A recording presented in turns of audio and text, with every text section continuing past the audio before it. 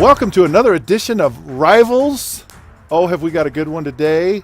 Mr. Jason Buck and Mr. Scott Mitchell. We have names, and I was always of the understanding that sticks and stones may break your bones, but names will never hurt you. Man, I went to school every day. I'd come home and I'd fight because people would make fun of me and call me mole face and call me, names for being a Mormon or this or that. And I'd come home to mom and dad and say, tell them I'm at the principal's office because I was beating up, Jimmy Jones for calling me names or whatever. And mom and dad would look at me with no mercy and be like, sticks and stones may break your bones, but names will never hurt you. Well, and they just own it. Your right? last name's Buck. Yeah. And I like to call you Bambi because you're more of a Bambi than a Buck. Just to rile you up a little bit. Just to get right? me. And it doesn't hurt your feelings. Come on, the NFL locker room with the name Buck. I mean, in football. Now, everywhere I went, Rick's, BYU, the NFL, my nickname was Buckster because everybody just picked it up and just naturally it just went there. But when we were ribbing each other in the locker room, Buck was too easy to play off of with a lot of stuff that you could never put on TV. There's a lot of things that rhyme with Buck. Yeah. And they're not Bambi. They're not Bambi. No, they're not Bambi. And in the NFL, it was ruthless. Yeah, right. It was ruthless. I can only imagine. Yeah. Okay, so recently, this is so shocking, and I asked people if what they thought of this. So Robert Lee, that's his name. He's Asian American, and he looks the part. He looks Asian. He's a great sports broadcaster. Great sports broadcaster for ESPN.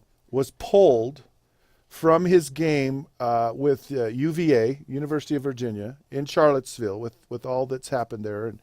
And they felt that it was kind of insensitive that it would bring up, kind of these, ill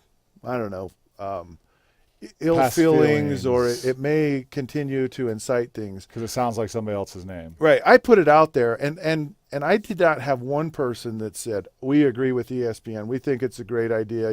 Good job, ESPN. In fact, it was absurd, ridiculous. Come on, we've gone too far with this. We're smarter than this. We can look through and sift through these issues, and it's a little different. So I was kind of interested about names. Robert Lee, who's Asian American, nothing to do with any of this. Sports broadcaster. Right. You didn't even think about it any other way. So what are they concerned with? So here's Robert E. Lee. Now you're a history major. And I'm a huge Civil War history buff. I find it so fascinating that our country could be so ripped apart by this. Yeah. And really, it's kind of a good lesson to learn that, if we continue on this road to, where our country keeps dividing ourselves, we know what happens. We've seen great civil wars where hundreds of thousands of Americans lost their lives over this issue. So Robert E. Lee, right? He was a great general for the United States of America, period. He had a very distinguished career. West Point, he was actually, the in charge of West Point at one point. Of course, he said it was, 3 years of hell, but nonetheless, he was there. Can we use hell? Yeah. Our kids will be. It's a place. Yeah. He's really got this strife and struggle going on preceding the Civil War. He can see where this is headed. Yeah. And he's like, this will be the hugest destruction. In fact, I have a quote from him.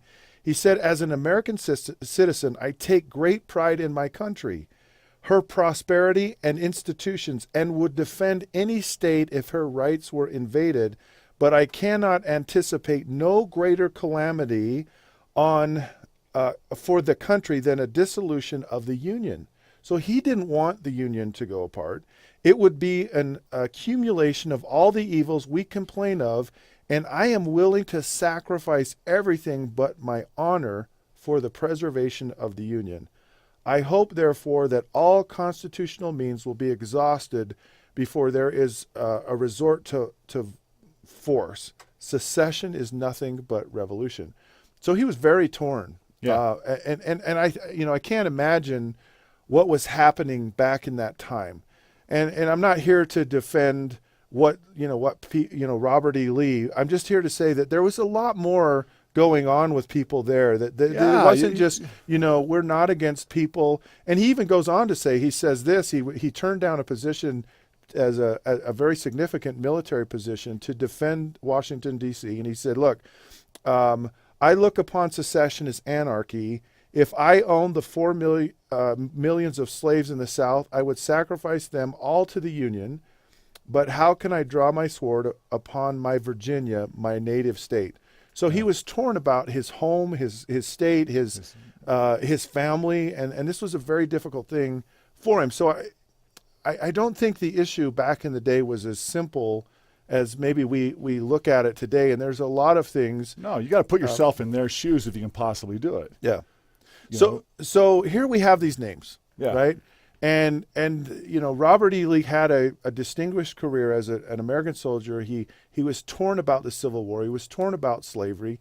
You have Robert Lee, and we got to go to a break right now, but we're going to come back and we're going to talk about names. And we have kind of we're just going to let you listen to this and you decide what you think about some of these crazy names and if you're offended by them.